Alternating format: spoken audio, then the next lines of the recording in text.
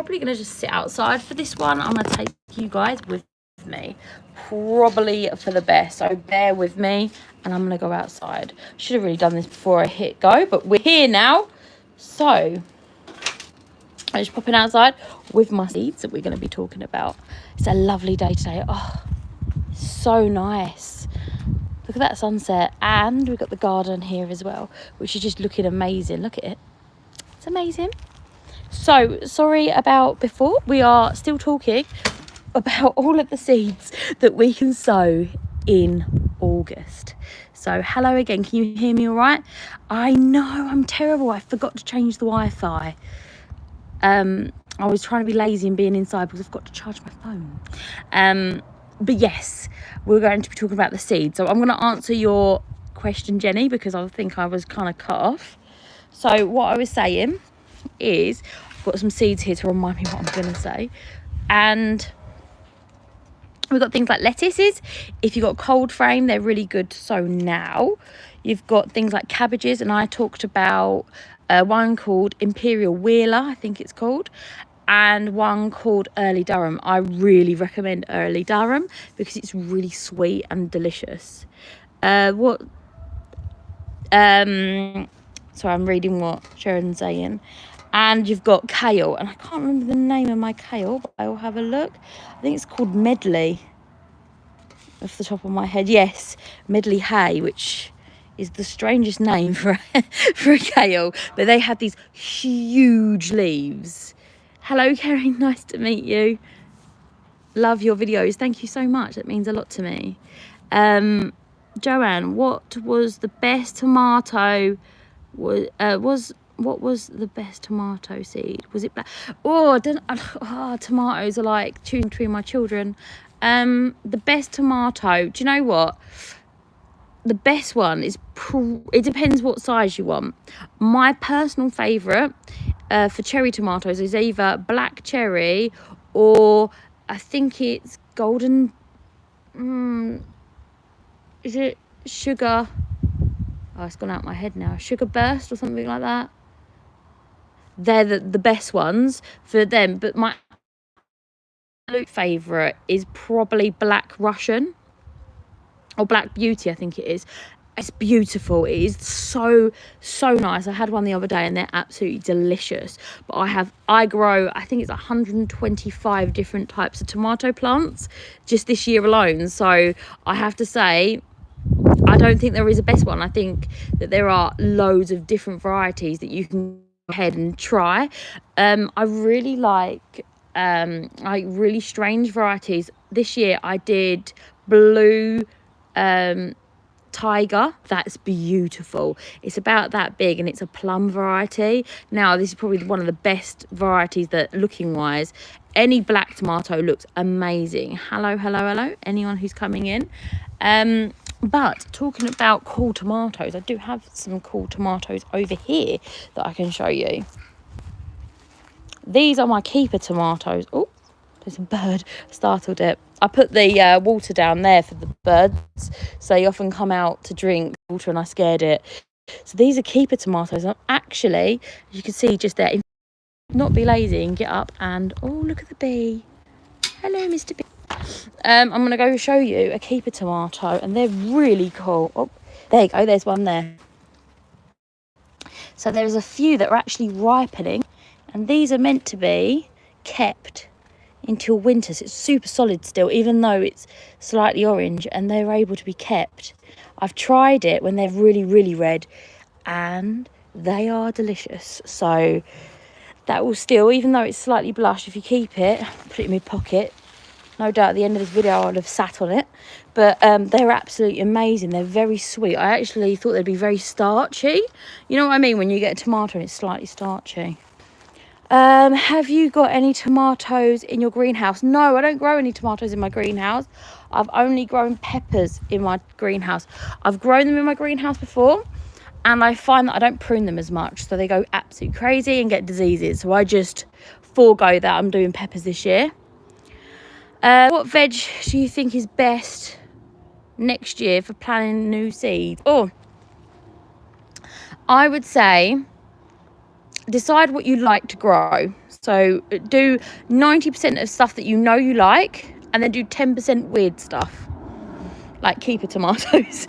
Then you will always have a load of stuff that you will eat and stuff that you're experimenting with. That makes it more exciting to go out into the garden, especially when it's hot and you don't want to be, you know, in the garden, etc.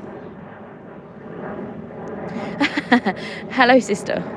Hello everyone that's coming in, very welcome. That's what I would say. I have a few different varieties that I'm gonna definitely grow.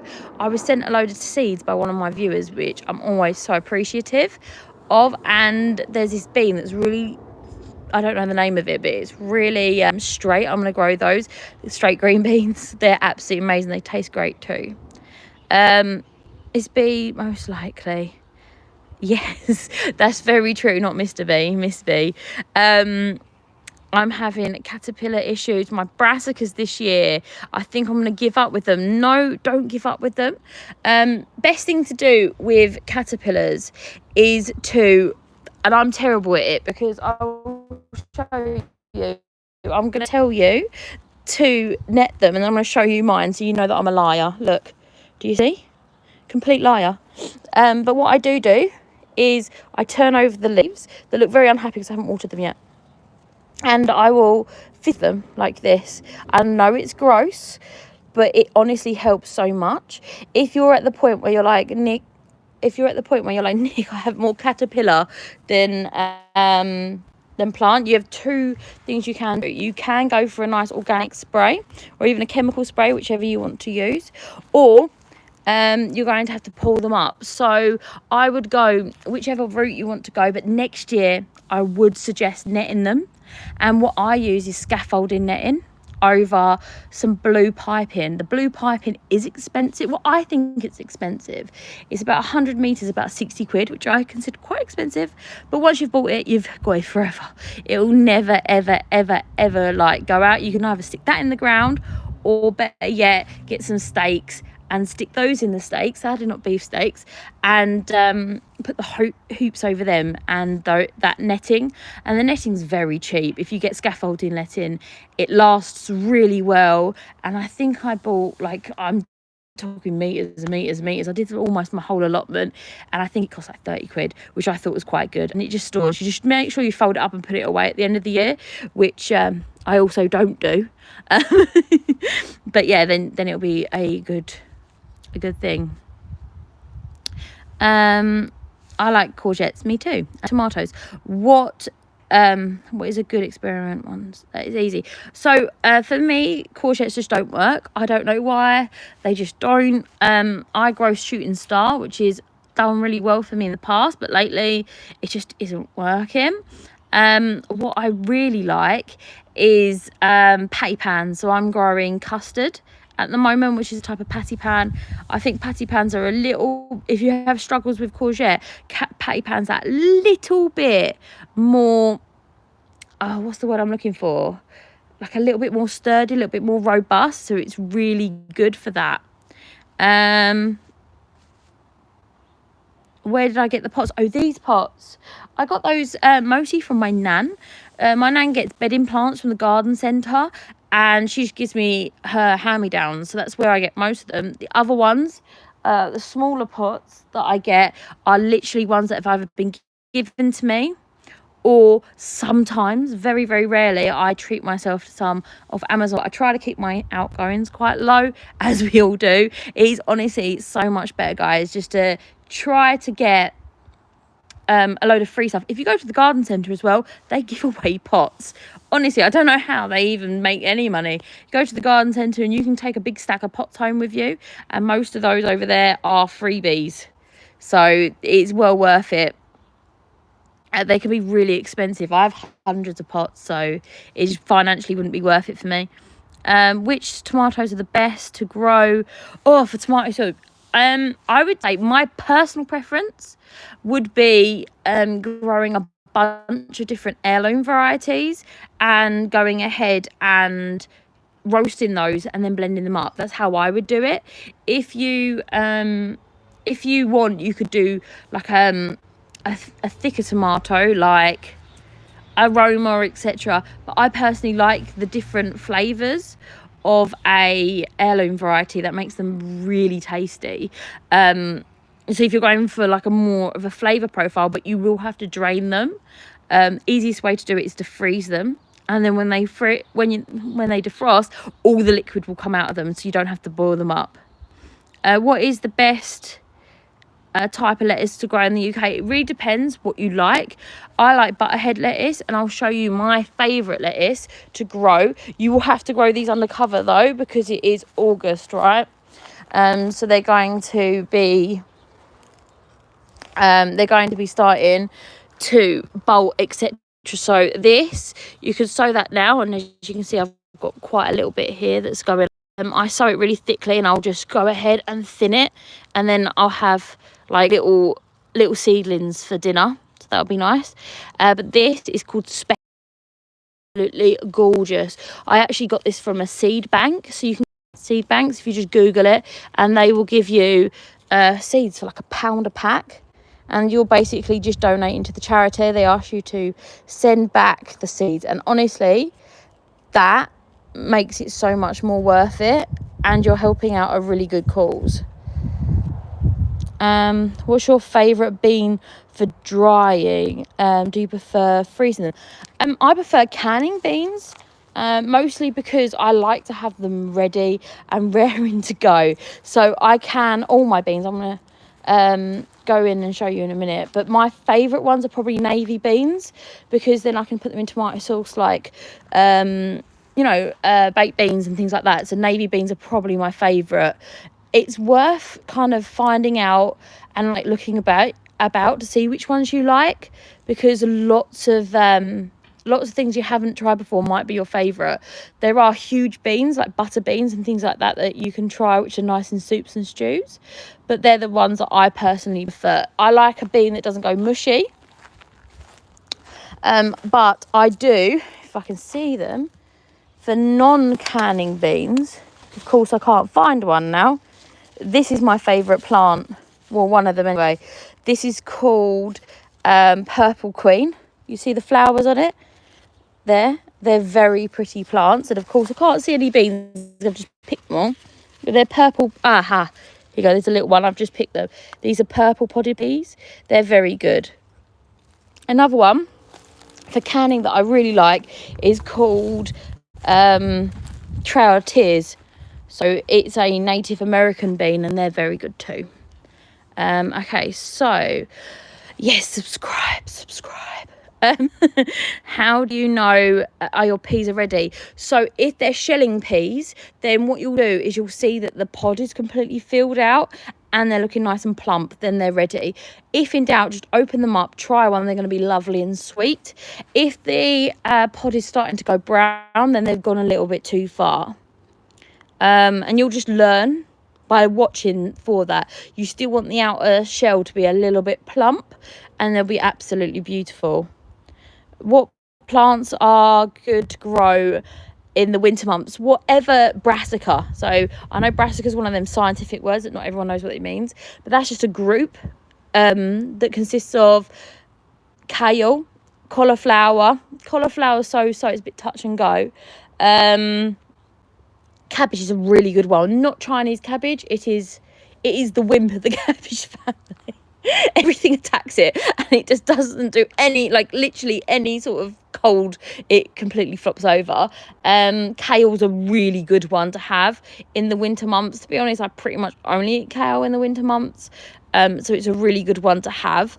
And broccoli, or purple sprouting broccoli. You can actually get green sprouting broccoli. It's an absolute lifesaver during the winter months. I have overwintered cauliflower, but if it starts to head up in the winter, it goes all mushy and gross, so it doesn't like it very much. So it is a little bit of a gamble, but some of those over there are going to be cauliflowers that I will be putting out, so it's worth having a little shot.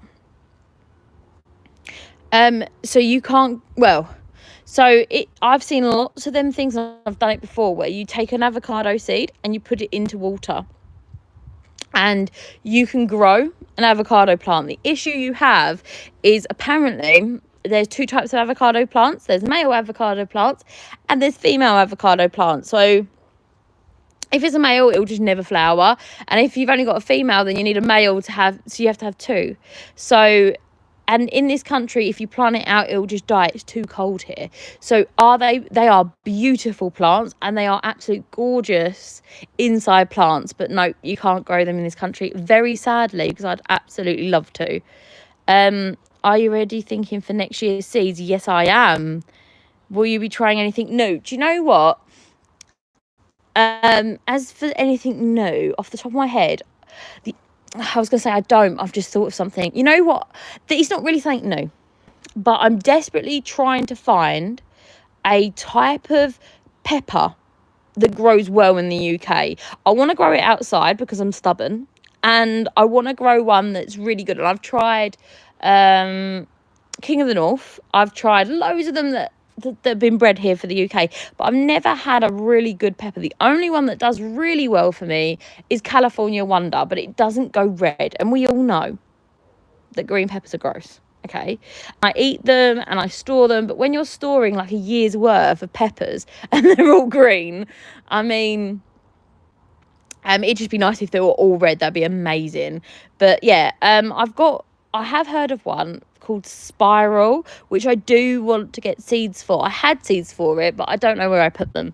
They're probably going to turn up in a few years, but they're probably the ones that I'm probably going to be growing. What about you? Is there anything that you are going to be growing that's new that you can tempt me with? I'd be really excited about that. Will you recycle your seeds from your fruit? Yes, so I've already started seed saving. I had one of these, which is my keeper tomatoes, go ripe, and I got really excited about it. I obviously tried it because who wouldn't? And I kept the seeds from that. I was also I'm terrible. Someone gave me a tomato the other day, and it was huge. It was like as big as my head. It was really lovely heirloom variety, and I kept seeds from that. And my mum gave me some cherry tomatoes, which we've called nanny tomatoes, nanny cherries actually, and I went ahead and saved those seeds as well. Oh my goodness. Oh, I've heard them. Yeah, they're the whole mango weasel. I was recommended those this year. They're huge. For those of us who don't know, they're beetroots, but they're massive beetroots. Have you tried it? For me, because they're commonly used for cattle and animal feed.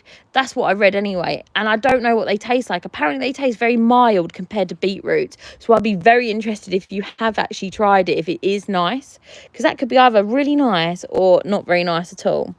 I bought asparagus pea. Oh, I've heard about those this year, and then read they were gross. Oh, you have to try them. Do you know what I tried today? I tried that. Is it called Durham fruit? You know the one that smells super bad. And like, even the woman I bought it off of at the shop, she was like, that smells really bad. And I was like, got it out to my car, and it smelled fine. It tasted fine too. It was beautiful. It was lovely. That's the one. Durham, that's the one. And it didn't smell bad, and it tasted nice. So it's always worth to try it. But I have heard that asparagus peas taste like cardboard. So it would be really cool if you grew them. Because then I would know. I'm horrible, aren't I? But yeah, I think there's a lot of things that people have told me that either taste really great or taste really bad. And it's not been my experience. I mean, I kept getting told that atachar is amazing and tastes just like peppers. They don't taste like peppers. They don't taste like peppers at all. And they're rubbery. So I will let you know. Yes, Jenny. Do pumpkins need so much water? They love water. I stupidly tried too much. They want to be well draining though. And they grew, but then I felt like I wouldn't be enough water. So if you're doing something and you look like you're getting positive results, then keep doing it. I find that everybody's soil is different. So if I've got clay soil, so I don't have to water as much as someone who has sandy soil. I'm showing you my pumpkin.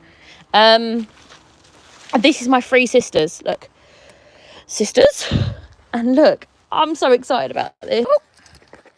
Hello, sorry about that. My phone died.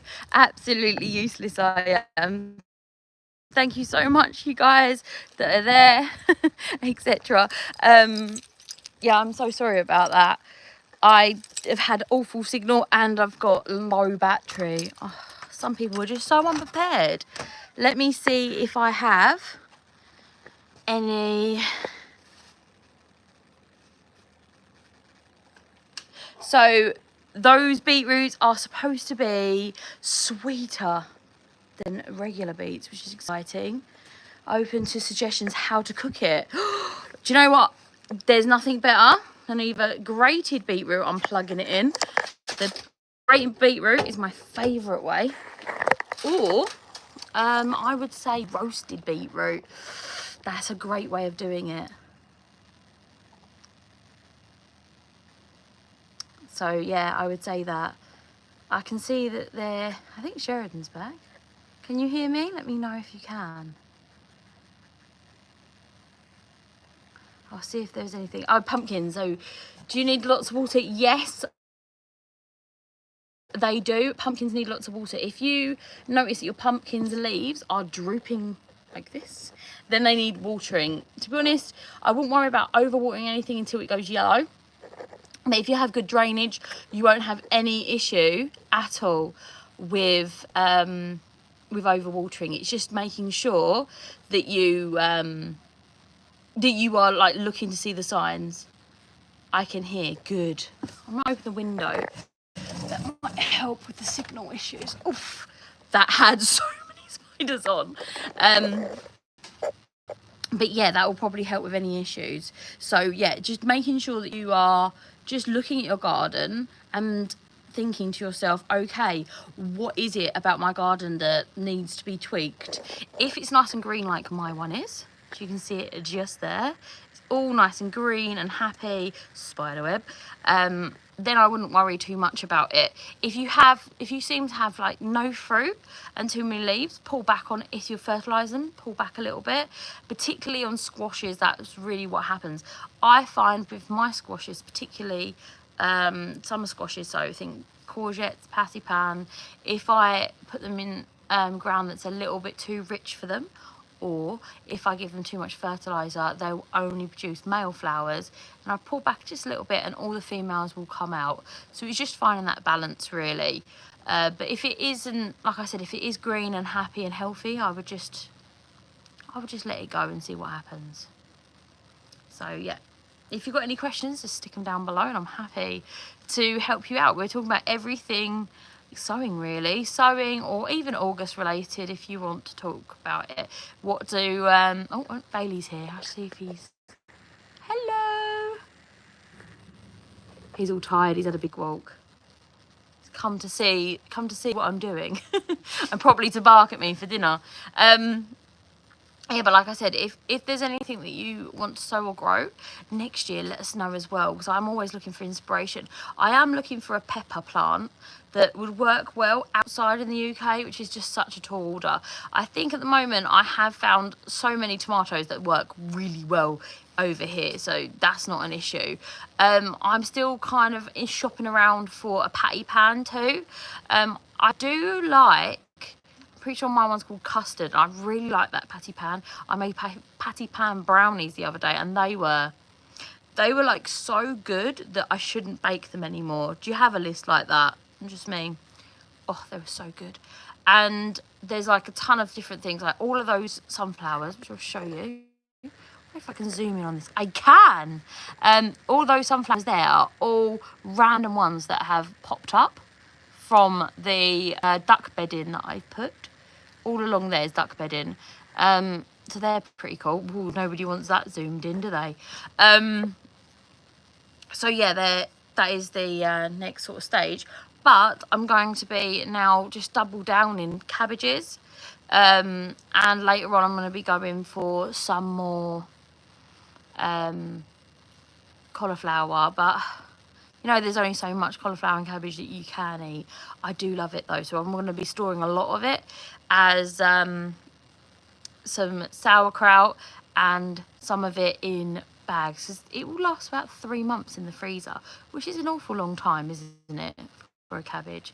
So it's well worth doing that. And I love cabbage wraps with like mushrooms and sausage and stuff like that, and it's really, really good.